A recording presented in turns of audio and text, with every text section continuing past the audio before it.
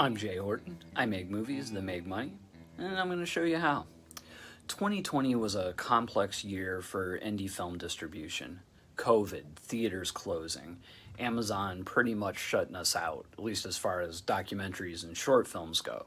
New platforms like Tubi TV have pretty much kept things afloat on the VOD side of things, but how long will that last? Today, I'm going to be talking about some of the ways I've been dealing with these changes and what the future might hold for distribution. And as always, feel free to drop your questions AMA style. I'll try to answer them as we go. But whatever you do, keep watching this live stream. Hey guys, ready for hold on one sec. All right, ready for me to do another 60 minutes of rambly live stream for you guys? You got it. So today I'm going to be talking about a bunch of different things. And as always, at any point, if you guys have questions, please shout them out. I love the back and forth interaction. I much prefer that just to riffing. So feel free at any time, just throw it down. So I'm going to be talking a little bit about if there's a ceiling on the amount of money you can earn through distributors like Indie Rights and FilmHUB, which are two of the methods that I've used a lot in the last year. I'm going to be talking a little bit about why I don't really care too much for Clubhouse. And I know I've said some nice things about it in the past. I just want to go through some of that. I'm going to talk a little bit about how I'm not going to talk about Amazon anymore. I'm going to talk a little bit about how I'm pivoting a little more into like self-release, like Vimeo on demand, like Gumroad, streaming on my own website kind of stuff, as opposed to platforms like Amazon and Tubi. Although those will never totally disappear from, my business methodology, but they just won't be the chief methods anymore. Hopefully. I'm going to talk about how I'm planning to focus a little bit more on audience building and expanding my relationships with other filmmakers and new distributors and platforms. I'll be talking some about ancillary sales. I'll be going into a little bit about burnout, which is something I do deal with. I do a lot of work. I'll be talking about the future of this YouTube channel and adding some new voices to it. We'll be talking a little bit about using PR firms and maybe a little bit about film festivals. So I noticed somebody actually made a comment before I went live. So let's do that.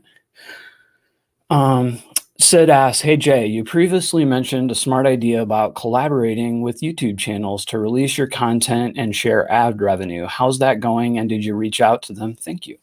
So yeah, the deal is I posted about this in a couple of social media groups. Basically, I'm looking to expand my channel a little bit. So I was reaching out to some other filmmakers to see if they would be interested in doing 1 or 2 videos a month on my channel. And then, we split the ad revenue for their individual videos. Anyway, it's a way, to give somebody that doesn't have a monetized channel, a chance to earn some money, and it gives me a chance to build my audience, and expose them to some new voices. So far I've reached out to maybe half a dozen, maybe 10 filmmakers. I have 5 or 6 that have agreed to do it. I'm waiting on the first videos, should have them sometime in April, and I'll start doing those and we'll see how it goes. Hopefully it'll be good. So the first thing I wanted to talk about was I was in Clubhouse about a week ago. And, I was talking about my, low budget, quick release strategy, how I basically put out a movie a month and, I release them through either FilmHUB or Indie Rights for the most part. And excuse me. So somebody in Clubhouse asked the question like, well, what's the ceiling, like doing a release strategy like that? Like if you're releasing one low budget movie a month and you're releasing through, FilmHUB and Indie Rights, how much, can you actually make? Is there a ceiling on it? And in the moment, honestly, I was half paying attention to the question and I was thinking, has it just pertains to me and not the industry in general? And for me, on my movies, just to be comfortable. And remember, guys, when I'm funding these documentaries, I fund them out of pocket, like I pay for them. So for me, anything more than $25,000 on a feature is a risk. So that is where I set the ceiling for myself when I'm dealing with low budget documentaries. But that said, that is not the ceiling for everyone. The truth of the matter is when you're releasing an independent movie, there is no ceiling. The money, the success or failure of any project is dependent on the quality of that project and the filmmaker's ability to market that project, and that's pretty much it. So I know filmmakers, 2 filmmakers this year that on Amazon alone earned a lot of money. One of them did over $100,000 in its first month on TVOD. And don't even ask. I would love to name the title, but I can't give away that guy's information. But he is continuing to earn past its second month. And that was TVOD. And then I have other filmmaker acquaintances that are doing SVOD, and they're earning upwards of $20,000 a month. Now, both of these examples they're extreme, they're outliers. It's definitely not the averages. The average filmmaker is making much, much, much, much less, but you can make that much and more. Like I said, there is no ceiling on it. It totally depends on the project and how well that filmmaker markets it. And I wish I'd thought of that in the Clubhouse, but I didn't. I just said 25,000 and went on. Which brings me to my next point, why I don't really like Clubhouse that much. And honestly, I'm gonna keep this short because this won't mean much to many people, but I suffer from major anxiety. And for whatever reason, the Clubhouse interaction really spikes that for me. So I just have problems going on there. Even doing this live stream, I've talked about this before, but I get super nervous. But the fact that you guys are writing questions and I can choose to or not to answer them, that's great. But on Clubhouse, the way it's interactive, I feel like you have to respond, and it really gets my my anxiety going. And then on top of that, and I can't speak for anyone else, I'm just talking for me and the dozen or so groups that I've been in, but I mean, to me, it seems like 80-90% of the mods are just full of crap.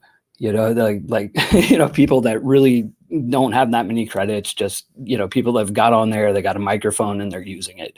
So I personally have not found it too helpful.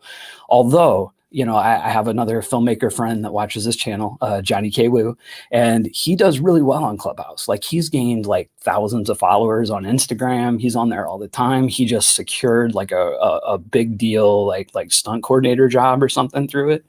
So I'm definitely not saying it's not worth the time. I'm just saying it's not really my jam.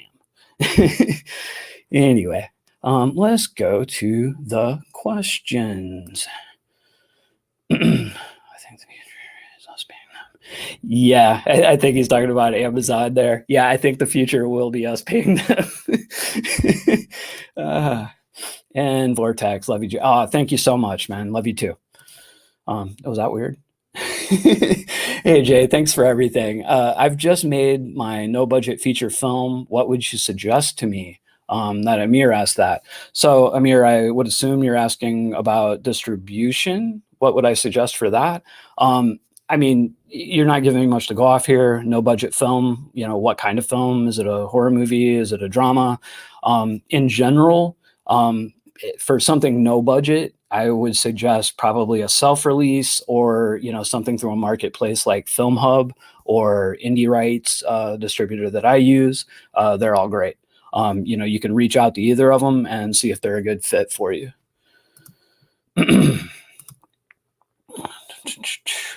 Rocking Wolf Media asks, if you are releasing one low budget movie per month, does that mean you're filming a feature film every month? Not exactly. Sometimes. So for the last year, I've predominantly been doing documentaries, and I will shoot interviews for different subjects in a month. And, I'll shoot up to maybe 5 or 6, and just do all of the production stuff in a month.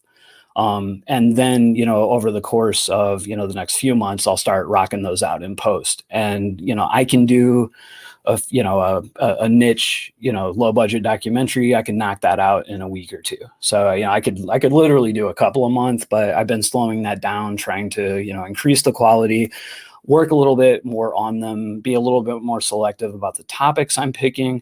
Like when I'm saying I'm doing one a month, I'm doing that right now, but it has been slowing down over this last year.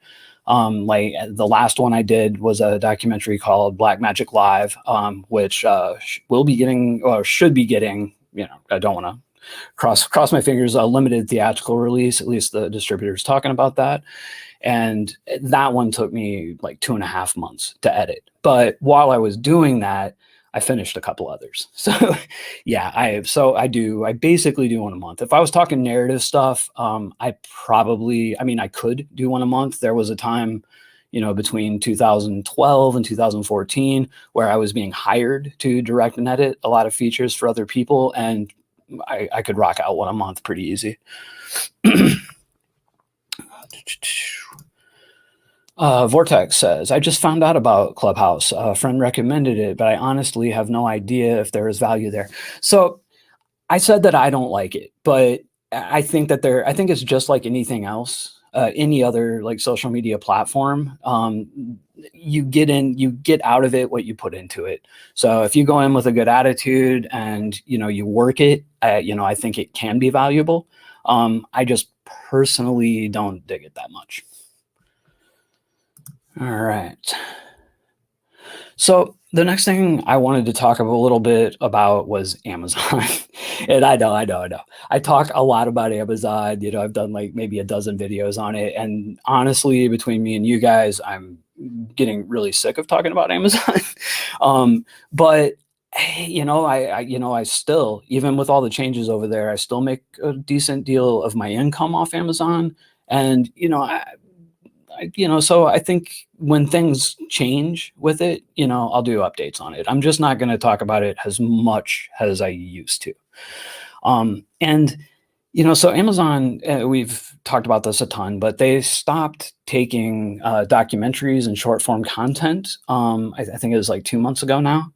And so all of my old stuff, that hasn't been affected much. Out of 30 titles, I think I lost 2 after they made that change, but they kept the other ones. So they're still earning.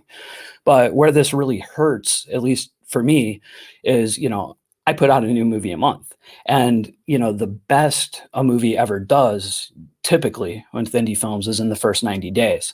So every new film that I release, in those first 90 days or, and now forever, I'm losing the income from Amazon on all the new stuff that I do. So if I put out a documentary a month and it's making, on average, say, I don't know, between $800 and $3,000 a month on Amazon, that income is now gone on any new releases. So by the time I get to the end of the year, that's going to be about a 30 to 40% dip in my overall earnings. So it hurts. And, I'll be looking for, new avenues to, bring in, make up for that income loss. So like, that's the way I'm dealing with it. And then as far as narrative films, they're still taking them, they're still taking narratives, I think they're being a little more selective about, what gets through, but at least as far as today, they're still taking them. So like I just released a video last night talking about, yeah, you can still make money on Amazon. You still can today. Now tomorrow, who knows? Maybe they'll cancel it. So my whole advice in regards to Amazon is, like, don't stop using it. Like, keep submitting your narrative stuff anyway, for as long as you can and make the money off of it. But just don't ever count on Amazon as your sole source of exhibition income. Just, a big mistake. So that is pretty much all I'm going to say about Amazon until something changes. If something changes there, they stop taking narratives, or they change their mind and start taking docs again, I'll come back on here and I'll inform you and we'll talk about it. But for the most part, it's a subject that I'm done with. I'm tired of talking about. All right.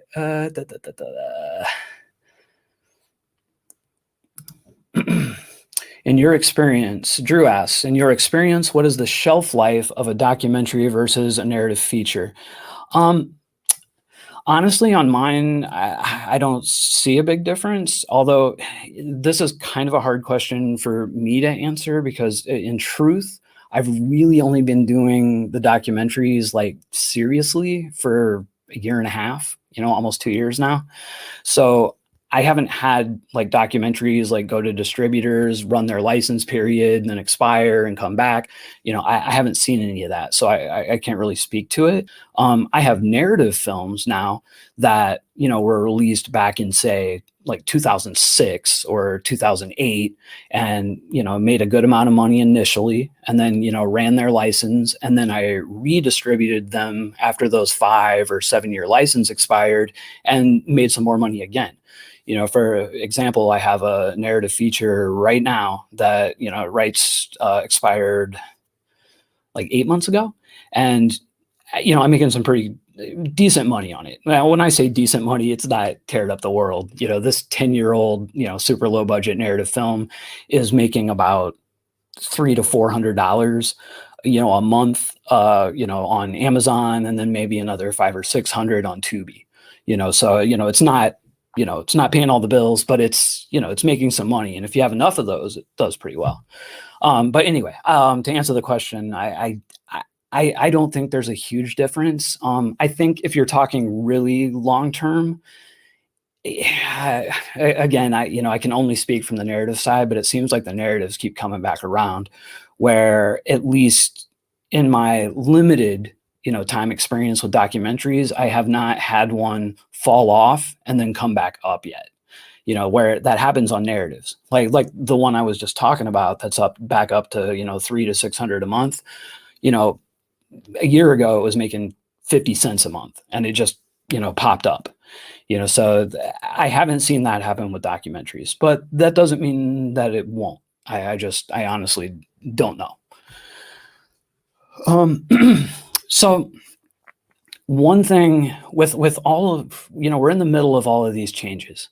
Amazon is getting, tougher and tougher. Like Tubi's doing really great for people right now, but how long is that going to last? The Fox owns Tubi now, which is owned by Disney, and who knows what is going to happen with that.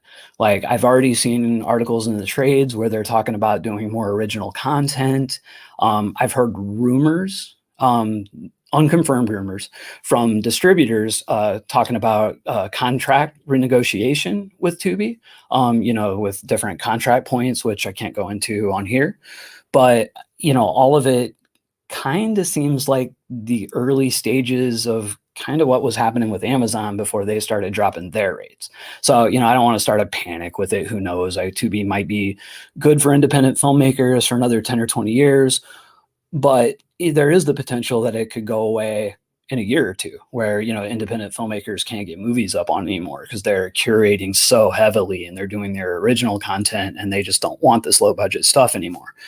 So what do we do? So what I am looking into more and more, and honestly, this is not my strong suit, so I'm just going to talk about it in kind of general, vague terms.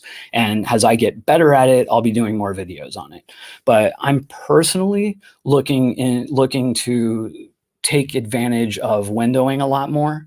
So whenever I release, a movie from here out, there's certain projects where this is different, like the Black Magic Live one that I just mentioned.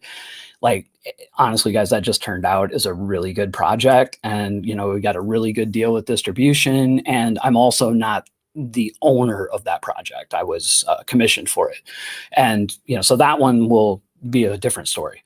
But for most new releases now, I will window. Like, I will start out and I will release them on either like Gumroad or Vimeo on demand, where I'm just directly trying to bring people into the movie. And it'll just be a rental purchase, and I'll do that for 30 to 60 days. If the sales are really low after 30 days, I'll do the switch over to FilmHUB or Indie Rights or whoever, and go with that. But I'll be working a lot more trying to build my customer base, working on that email list, trying to get people directly into the movie and, paying a small amount to rent or purchase that movie. And it's a tough road, man. I mean, there are some filmmakers that are really good at this. I just talked about the filmmaker earlier today that did the $100,000 on TVOD. And honestly, like, that filmmaker is just like, they're a hustler. Like, they built up their audience. Like, they worked on it for maybe a year before the movie released. They're really good at it, and they had, and they did I think they did a crowdfunder for it. So they had a bunch of people already into it and supporting it. So anyway, those kind of things are the things that I'll be looking to do more and more in the future, like, and, maybe even like streaming off my own website. Like, I just did an interview with another director, Steve Rudinensky. I'm sorry, I just totally mangled his last name. Steve Busters. And he directed Carousel and Meowie and, some other, like, horror stuff. But, he runs a streaming site just called stevebusters.com. And he does okay on it. And he's building up, a unique audience. He's going to conventions and, selling to people one-on-one, doing a good job. I have always took more of a like shotgun, like mass approach. And over the next year, I'm going to try to like narrow that in a little bit more and be like more specifically target audiences and try more of this self-release stuff. And I'll be honest, I just released a movie called Alien vs. Bigfoot, documentary that I think has great sales potential. And, I did the windowing thing, released it on Gumroad, and, I worked my butt off. Like, I was posting every day about it, following my marketing plan. I did paid ads. I did everything on it, like hit it hard for 30 days. You guys want to guess how many sales I got in 30 days? One. I got one sale.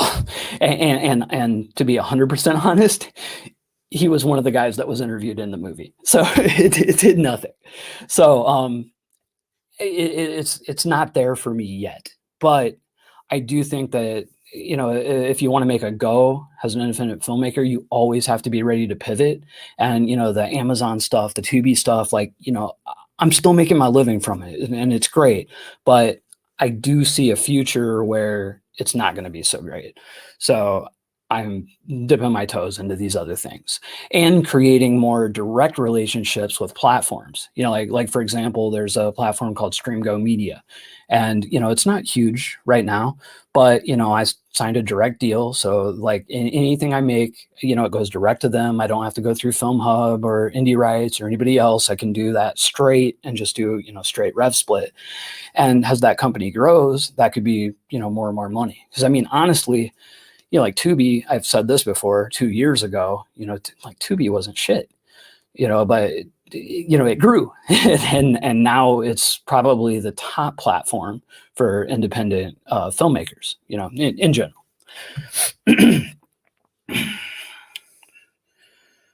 All right. Armadillo asks, have you used a distro option that hasn't been Indie Rights or FilmHUB in the past year?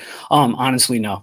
Aside from the Gumroad thing, I've done all of my projects in 2020 through either Indie Rights or FilmHUB.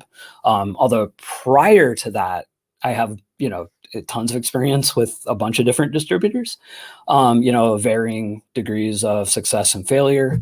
But in the last year, I've stuck pretty much with Indie Rights and FilmHUB. And like when I'm doing low budget stuff, stuff under 100 grand, that's probably the way I'm going to go. Although I do take that back. The Black Magic Live is with another distributor, which I can't name right now because they're still working out deals, but it's a bigger one.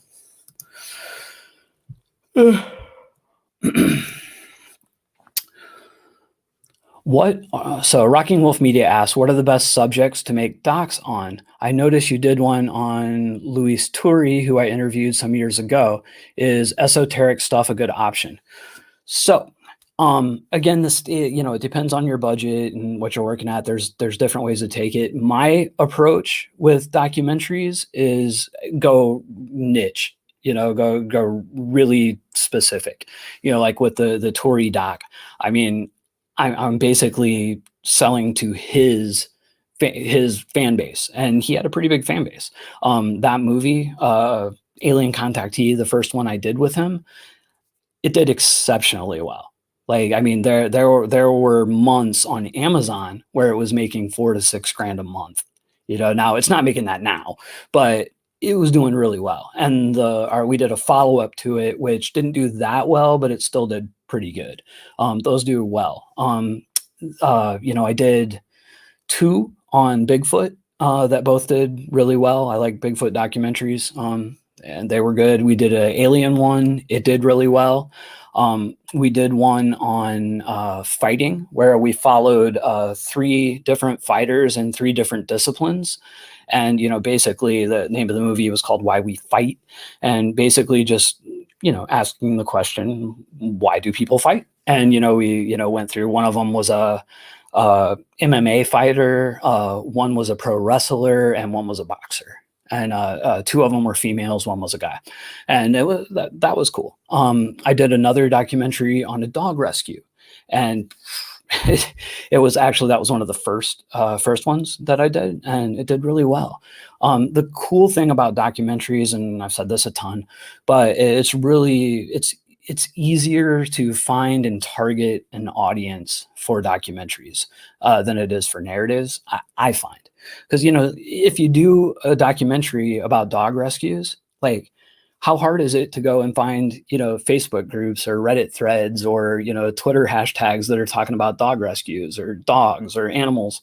It's just, a lot of your homework is already done just by the topic, whereas, if you're talking about, say, horror movies, that's a really broad group of people that are watching that. And, it's a little harder to narrow down.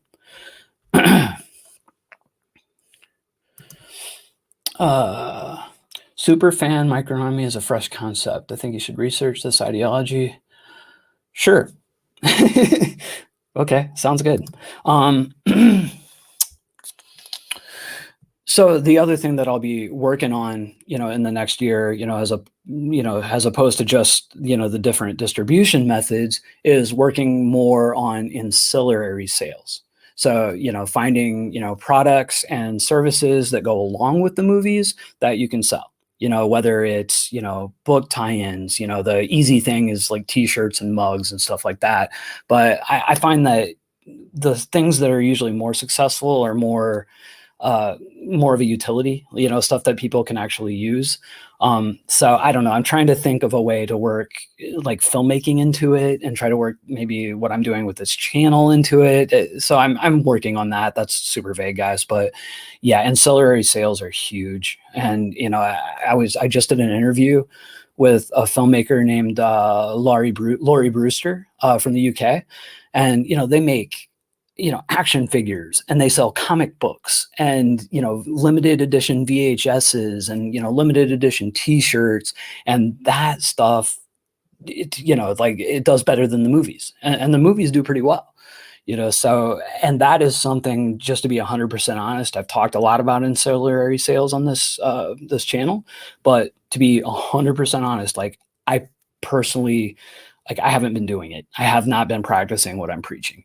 And, that is something in the next year that I'll be looking to expand more. Like, you'll see it on my website. I'll have, merch and everything up there.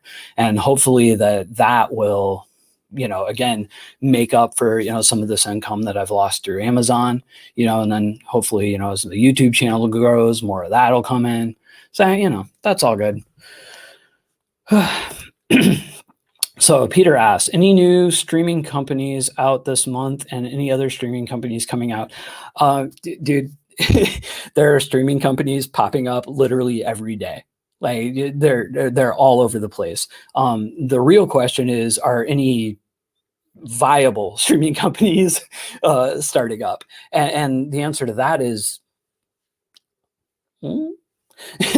only time will tell. I mean, I've talked about Tubi a lot, and even a lot in this particular live stream.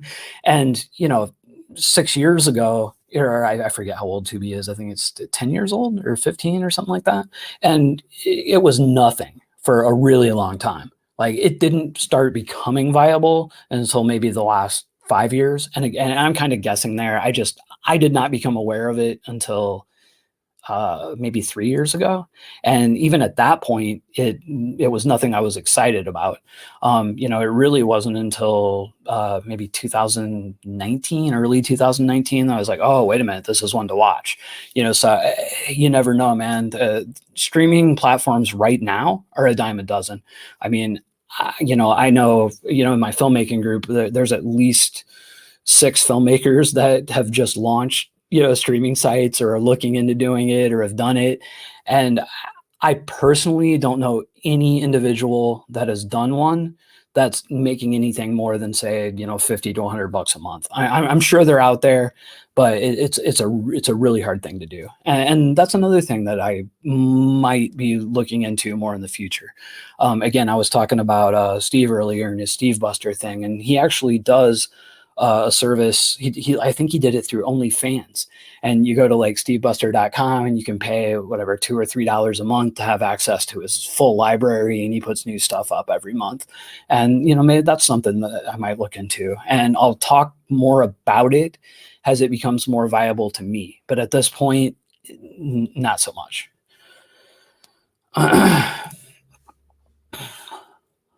What takes up the bulk of the budget in filming docs versus narrative? From Drew.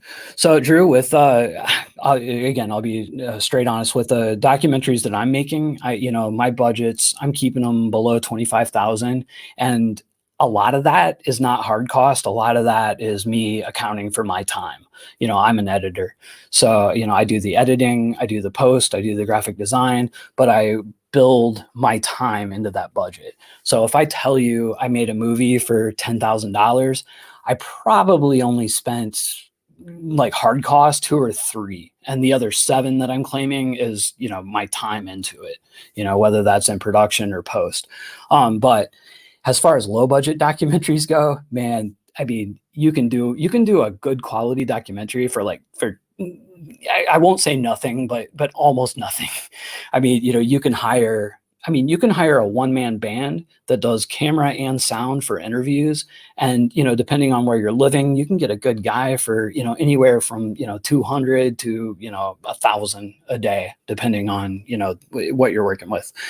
And then, then sometimes you'll pay interview subjects. I, in general, do not pay interview subjects.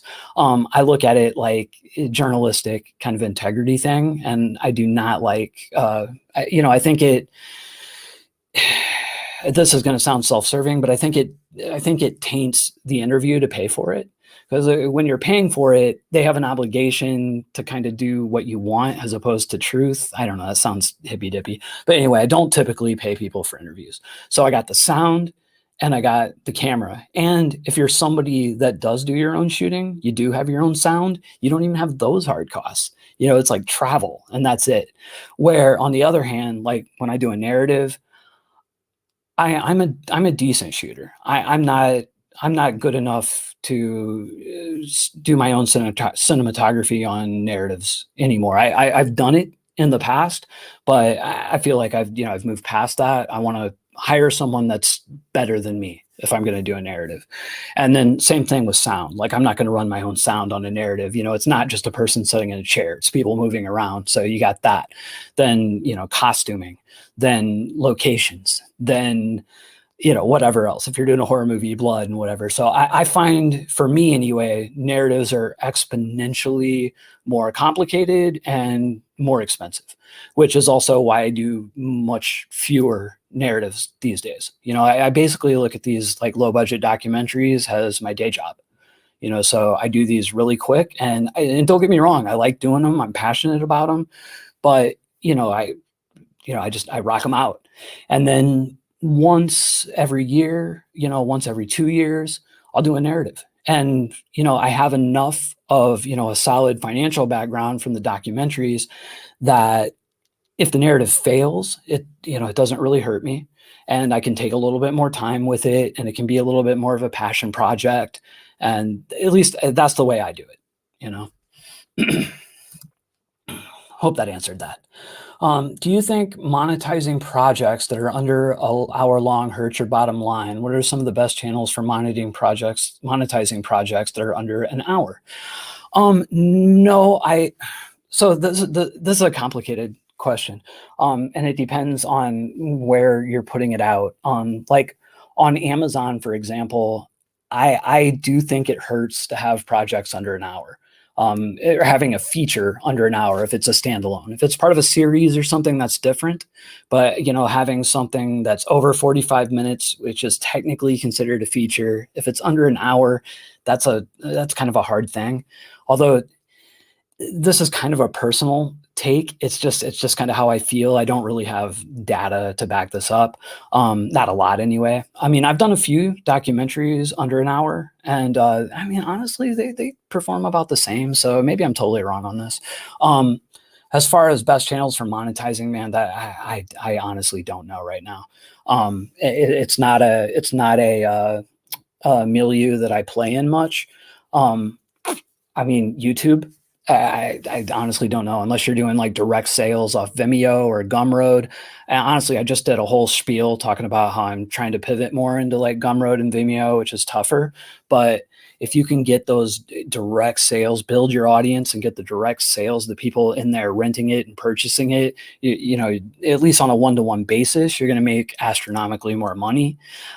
But man, I don't know. If it was 2 years ago, I would have said, yeah, Amazon, man, do Amazon. It's great. Right now, I mean, Amazon won't even take it. Will Tubi? I don't know. And I think I know the project you're talking about. It's animated and it's good quality. You might have some luck with a place like Tubi with that. But I don't, you'd have to go through FilmHUB or a distributor, but I don't know. Rocking Wolf Media, is it expected to pay people to be in docs? So I kind of covered this, but I'll do it again. I personally work under a journalistic like integrity thing. I don't think it's totally cool to pay people for interviews to be in a doc, because like a documentary, you're documenting, and once money exchanges hand, there's an unspoken, the person paying is the boss. Like I have to perform for this person. And I know this might sound shifty or like I'm rationalizing it, but I don't think it's a good practice to pay people for documentaries. That said, I have paid individuals before, like, I won't say who, but I had a couple of notable, like within the niche, people in a couple of documentaries that, basically, they said, hey, we get paid or we don't do it. So, we paid them. But for the most part, I don't think you have to. Now, crew, yes, but interview subjects, not so much. Mr. Berger asks, have you ever done anything with October Coast? What are the results?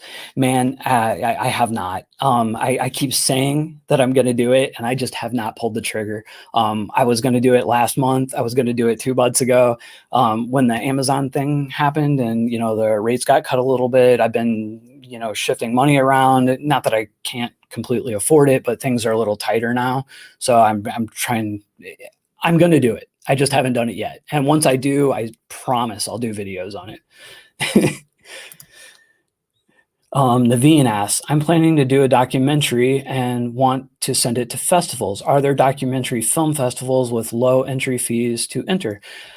Dude, there are thousands of film festivals of every, pay, no pay, free. There's tons of them. The question would be, what value are those? And that I honestly can't speak to a lot. Again, I'll be totally honest. When I don't have experience with something, I'll just straight up say it. I have not done many film festivals. And in saying this, I'm not saying that I don't like film festivals. I'm not dismissing them. I'm not saying it can't be a viable, component of a release.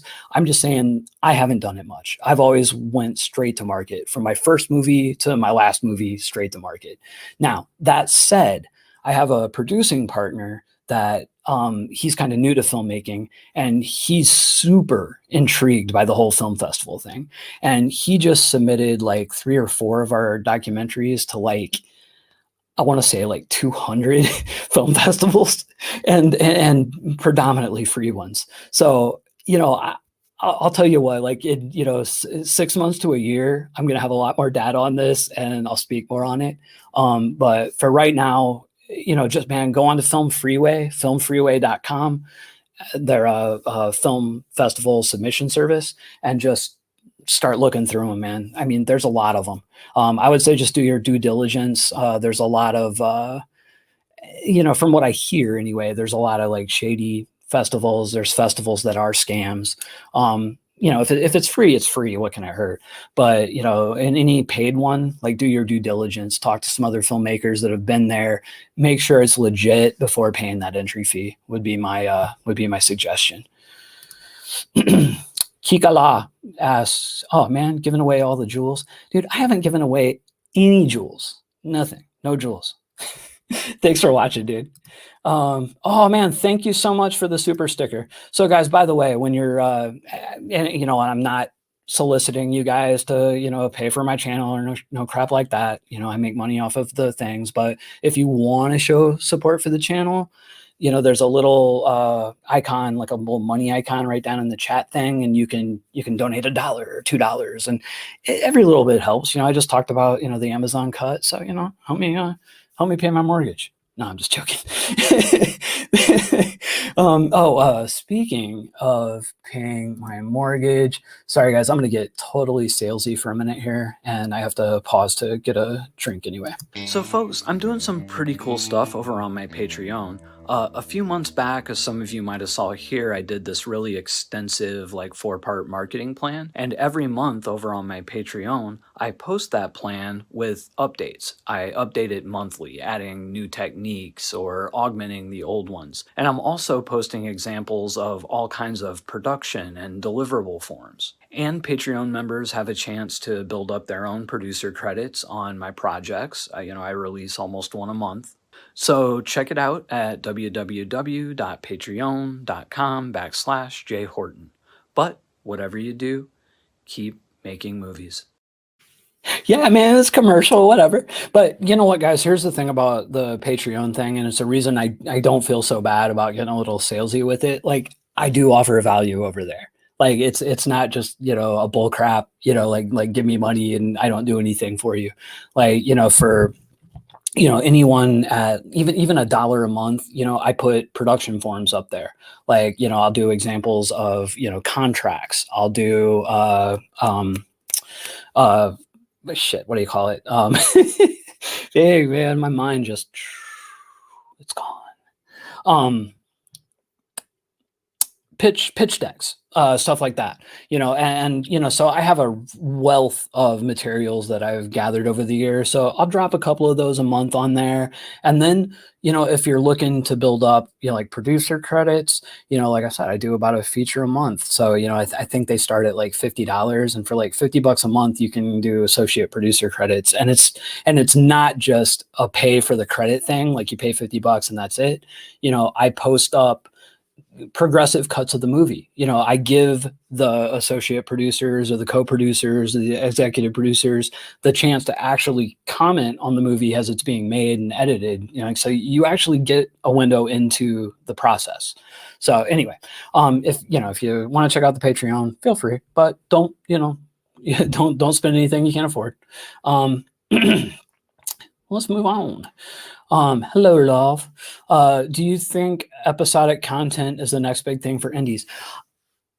I don't know. I think it could be. I like the tough thing, and I hate to keep coming back to Amazon, but it's just, Amazon's, like it's the main release window for independent filmmakers, and right now anyway, they're not taking short form content. Does that apply to series? Honestly, I'm not 100%. They made this change 2 months ago, and in the interim, I have not heard from anyone that has released episodic in that time period. Maybe it's still cool. I don't know. And I also don't know many filmmakers that have monetized episodic content in a very big way outside of YouTube. I haven't seen it. A couple of friends of mine released a web series about a year ago, or a little less than a year ago, called Job Guys, and it was really cool. It was like 12-minute episodes. It was good. It was sharp. It was well done. I don't think they made a ton of money. But I might be speaking out of school here. I actually don't have access to their books. But the way I think about it is, if your content is good, I think let me back it up. Pop, pop, pop, pop, pop, pop. If your content is good and you're good at marketing your content, I think any type of content can skyrocket. It all comes down to the content itself and the filmmaker's ability to market it. And then it's just, where do you put it out? And honestly, I don't know. Outside of YouTube or doing Vimeo or Gumroad or something like that, I don't know. I do think as a society, we're heading more and more towards shorter form content. Like you're hearing that over and over. I follow a bunch of like YouTube, growth gurus on here because, I've got a lot. You know what? And this is a total non sequitur, but for any filmmakers that want to get a little more like knowledge about marketing, watch some of these YouTube growth experts. Like, you'll be like, well, I don't care about growing on YouTube. It doesn't matter. They're talking about marketing, and it is good material. I mean, stuff like Catherine, oh man, what's her name? The content bug, Catherine Manning. I mean, her channel is incredible. And it's specifically about YouTube growth. But if you take those techniques, I've used her techniques on YouTube growth. I've used to grow on Amazon. I've used to grow on Tubi. I've used to grow on any platform that uses an algorithmic component. And it's freaking great. She's good. Nick Nemen's good. Roberto Blake. There's a bunch. But anyway, I got off the topic and I was saying something about short form content. I'm sorry, I totally lost my train of thought. But yeah, market it well, put it out. It could do well. And thanks, guys, for the super stickers. I really appreciate that. Actually, I think I don't usually get that many. All right, so the next thing I wanted to talk about, so I was just talking about how I'm putting out a movie a month and I run a YouTube channel. So I want to talk a little bit about burnout. Because honestly, guys, I'll be like straight up. I am suffering from it right now. I mean, I've been like hardcore making movies, like hardcore for 15 years. I'm sorry, I should say 10 years, because I started in 2005, but there was a window between 2005 and 2010 where I was doing like one movie every other year. But then once you get to like 2010, it's like at least one a year. And there was a period between like, I want to say 2012 and 14 where I was doing like 5 and 6 and 7 a year. There was 1 month in 2012 where, and these are all narratives, where I directed in 1 month. We did 1, 2, 3. We did 4 movies. we did a 5-day shoot. We did a 2-day shoot, and we did 2 1-day shoots, and it was all in a month. So, but anyway, since then I've been making at least a movie a year, and then in the last year doing the documentary thing, and I think I would have to do the math, but I think I did around 20 movies in the last 12 months. and in addition to doing 2 videos, at least 2 videos a week for this YouTube channel. I drop one on Sundays, and then I drop another on Wednesday, and I used to drop them on Fridays, but I cut that back, and now I'm doing interviews, and the interviews are like an hour long, and I edit them. So I mean, I am just like, I don't take days off. I mean, I've always been married to my work, but it's starting to get at me a little bit. And and I also don't want to come off like everybody's got to make movies this fast. Because you don't, because honestly, like when I first started doing the documentary thing, I was rocking out 3 or 4 documentaries, sometimes a month. I was like 24/7, like pop, pop, pop, put them out, put them out, put them out. And I was just getting going in the documentaries. So I was literally just like throwing shit at the wall. I didn't know what was going to work, what wasn't going to work. But as the year went on, as I started learning more what was going to work, what was going to sell, having a better idea of what was going to perform, I started taking more time. And honestly, I think the projects got better for it. Like if you look at, like Rescue Me, A Home for Spot, that was one of my first, documentaries that I put out. Like look at that and compare it to Black Magic Live when it comes out, or Why We Fight, or I Want to Believe, or The Town That Loved Bigfoot. You can see it even just in the trailers. You can see the difference. Like they're a lot better, and they've made a lot more. So I think I do think filmmaking, when you're just talking about the business, just the business, I'm not talking creative here. It's a numbers game. If you make 10 movies, 5 of them they're either going to lose or they're going to, just barely break even, 50% right there, and then another 2 or 3 of those are going to make a marginal amount of money. You're going to make, whatever, a 30 or 40% return. And out of those 10, like 2 might make, some real money, like to make up enough for the slate. At least that's how it's worked in my experience. Like, and that's the way studios do it too. Studios will rock out, whatever, 20 movies a year. And like at least half of them are, once you count the P&A and all that stuff, they're not making money. They make all of their money off their 2 or 3 hits from the year, and those keep the studios afloat. And anyway, let's go on. What do PR firms like October Coast actually do? So I'm trying to think of how to phrase this, because I don't want to say anything bad about PR companies, but basically they're not going to do too much that you couldn't do on your own. They're just going to do it better.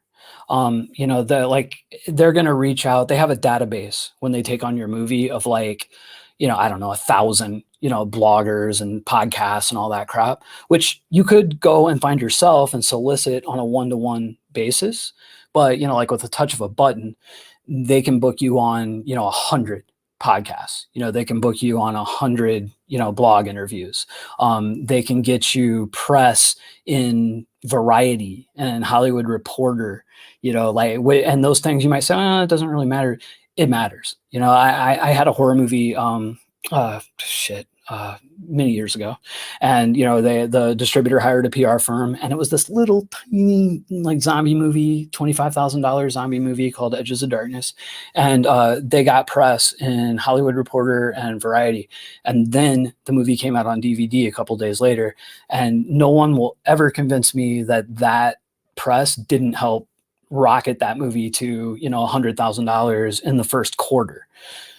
So that's basically what they do. And they have that's all they do is promotion. So like, social media best practices, again, this is all stuff you can learn on your own, but they're going to be better at it. And again, it comes down to due diligence, and you really got to look into these companies and find out exactly what they're going to do and how much value that has to you. I mean, now if you don't have a ton of money, and like 800 or whatever they're charging is, too rich for your blood. There are organic things you can do to replace that. For me, the time that it would take me to book all of those things is more than worth the money that I would pay for them to do it. I think, although again, I'm speaking a little bit out of school because I haven't really done it myself. Even on the Edges of Darkness thing I just talked about, the distributor took care of all of that. So I never had any contact with them. I never worked with them. I just saw the final sales. And once I do, hire a firm like October Coast, or, I'm looking at another one that's a little more expensive. Once I hire one and see how it works and have some concrete numbers to share, I will. But honestly, right now, pretty much everything I just said, I'm riffing. I don't know. Are you planning to offer any online courses or seminars? I've thought about it, but at this point, no. I like doing this channel, and I would be a total hypocrite and liar if I said I wasn't concerned about earning some ad revenue on the channel, because I am. But at least at this point, I feel like my main impetus for doing the channel is not the ad revenue. It's to share my knowledge and build my brand. And if by proxy that helps, drive some eyeballs to my movies, that's all great. But right now, anyway, when I started out, and again, I've said this before, but when I started out back in 2005, 3, 5, something like that, there was nobody talking about the stuff that I'm talking about here right now for movies at this level. There's people talking about, how to make it in Hollywood and how to do this and that, but they're talking about like the lottery ticket stuff. They're talking about the $1 million movies. There was nobody talking about how to make money practically from very low budget things. There just weren't, outside of Robert Rodriguez's 10-minute film school, people didn't even mention. The only time you would ever see any kind of press about a super low budget movie would be if something like broke really big, like, Blair Witch or El Mariachi or, whatever. But and those are outliers. Those guys, and I'm not taking away from their talent, those were all lottery winners. They won the lottery. And behind them, there's another, 100 to 1,000 filmmakers that were, I won't say as talented, but very talented, that you've never heard of, but make their livings doing movies, and I wanted to talk more about that. So for right now, anyway, I like doing this, and like I'll say stuff like, hey, go check out my Patreon, support me on there, throw a super chat thing in here, a couple of bucks, that's great. But for right now, anyway, I don't see doing seminars. And to be just 100% honest, I honestly still, for however many movies I've made, I've directed over 20 features right now. I think I've produced 50, something like that. I've edited 50 or 60. Like I've worked a long time in the industry, and I've been making my living in it for at least 15 years now. But I still kind of have imposter syndrome. I still feel like I wouldn't feel right charging someone $10 or $20 to listen to me ramble for an hour. And to be perfectly honest, I don't think it would be much better if I did something like that than just doing like this live stream. So for right now, anyway, I'll stick to this.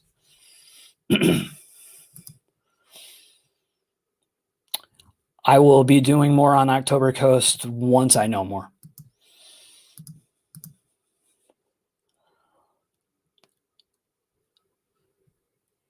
And Film 66 fan said, I just used October Toast and can't say enough good things about them. And this is why I talk about October Coast. I have heard nothing but good things from other filmmakers about October Coast. I haven't heard any bad reviews. They seem to be very honest, and people seem to be really happy with them. And when the time comes to pull that trigger, I would do it without hesitation.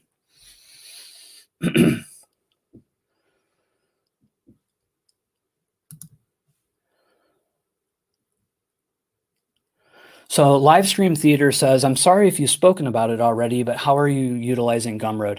So I did speak about it. I'll go back over it real quick.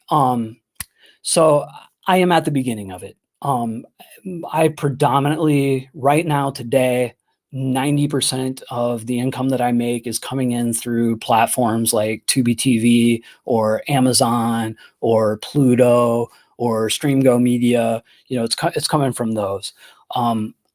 But has Amazon stopped taking documentaries? They're dropping their rates. Who knows how much longer they're going to take narrative stuff? Tubi was bought by Fox, and that who knows what's going to happen with them in the future. So I do think that a more stable future is to get better utilizing stuff like Gumroad or Vimeo on demand. For right now, and again, I mentioned this earlier. Don't 100% listen to me about Gumroad, because I just started. I launched a movie on it last month, and I earned one sale. Like I'm not doing well on it at all. But I know people that do, and I'm just trying to get better at it. The way I do it right now is I upload the content for digital download there, extra features, the movies. I'm going to add a DVD option to where, I'll have to package and ship the DVDs. That's the way I'm using it right now. But like I said, honestly, I haven't had a ton of luck. Hopefully, I will get better at that over the next 6 months to a year, and I'll be doing much more on this channel about it as I get better at it. For right now, I don't feel like I know enough about it to really speak on it too much. Oh, thank you. Appreciate that.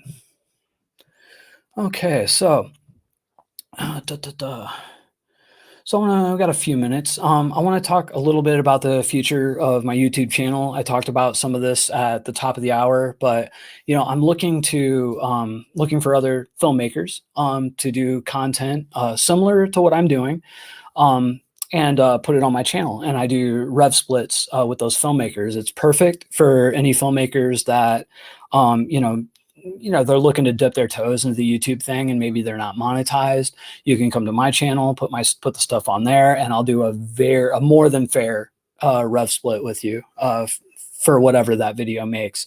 And I keep everything in the independent realm, low budget realm. Like I have a couple of filmmakers doing videos on how to deal with actors on ultra low budget movies, or I have one, he's an editor and does a lot of promo stuff. And he's going to be like, what to put into trailers, how to cut your trailers for independent films. We have another guy that's doing a screenwriting one, like how to write a micro budget feature, like stuff like that. And so, I'll get like 5 or 6 other filmmakers doing like 1 or 2 videos a month on my channel. That's the plan anyway.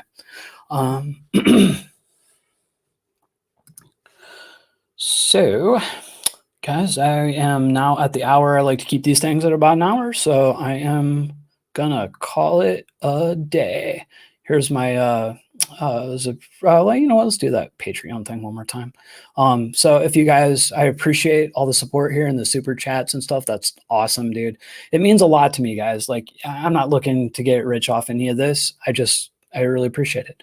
And this is what's going on with my Patreon. So folks, I'm doing some pretty cool stuff over on my Patreon. A few months back, as some of you might have saw here, I did this really extensive 4-part marketing plan. And every month over on my Patreon, I post that plan with updates. I update it monthly, adding new techniques or augmenting the old ones. And I'm also posting examples of all kinds of production and deliverable forms. And Patreon members have a chance to build up their own producer credits on my projects. I release almost one a month.